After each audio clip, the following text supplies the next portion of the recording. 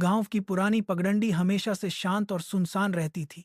इसलिए जब कई दिनों तक वहां रात में ताजा पैरों के निशान दिखे, तो गांव के लोग चिंतित हो उठे।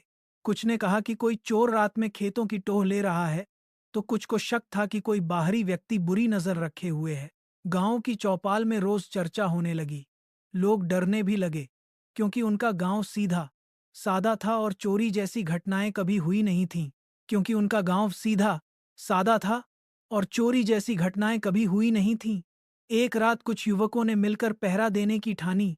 वे झाड़ियों के पीछे छिपकर पगडंडी पर नजर रखने लगे। आधी रात बीतने ही वाली थी कि धीरे धीरे एक झुकी हुई आकृति उनके सामने आई। वह कोई चोर नहीं, बल्कि गांव की वृद्धा मंगला थी। उसके कंधे पर कांवड़ नुमा टोकरी लटकी हुई थी, जिसमें हरी झड़ी बूटियां भरी थीं। युवाओं ने उसे रोका तो वह घबराकर बोली, किसी को मत बताना बेटा। मेरा पोता कई महीनों से बीमार है। डॉक्टर और दवा सब कर चुके, पर ठीक नहीं हुआ। जंगल में उगने वाली पुरानी झड़ी ही उससे आराम दिला रही है। इसलिए मैं रोज रात को जाकर यह ले आती हूँ। दिन में लोग रोक टोक करते, इसलिए चुपचाप जाती हूँ। युवक भावुक हो गए।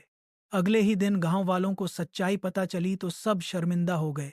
किसी ने चोरी नहीं की थी, बल्कि एक दादी अपने पोते की जान बचाने में लगी थी। फिर गांव ने मिलकर उसकी मदद की, दवा, खर्च, देखभाल। धीरे धीरे पोता ठीक होने लगा। पगडंडी अब डर की नहीं, दया और इंसानियत की कहानी बन गई।